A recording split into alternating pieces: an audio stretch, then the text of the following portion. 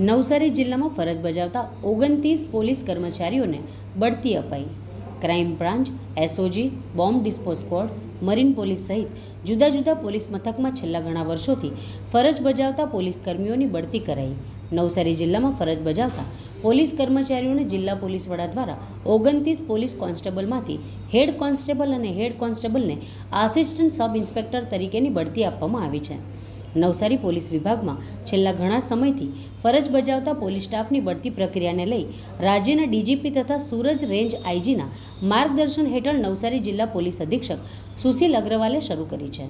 આજરોજ નાયબ પોલીસ અધિક્ષક વીએન પટેલ તથા એસકે રાય નવસારી વિભાગનાઓની બઢતી કમિટીની રચના કરી નવસારી જિલ્લા ખાતે ફરજ બજાવતા આમ હેડ કોન્સ્ટેબલમાંથી એએસઆઈ 9, આમ કોન્સ્ટેબલમાંથી હેડ કોન્સ્ટેબલ 8 તેમજ આમ હેડ કોન્સ્ટેબલમાંથી એએસઆઈ 6, આમ પોલીસ કોન્સ્ટેબલમાંથી હેડ કોન્સ્ટેબલ 6 મળી કુલ જિલ્લાના 29 પોલીસ કર્મચારીઓને બઢતી આપવામાં આવેલી હતી.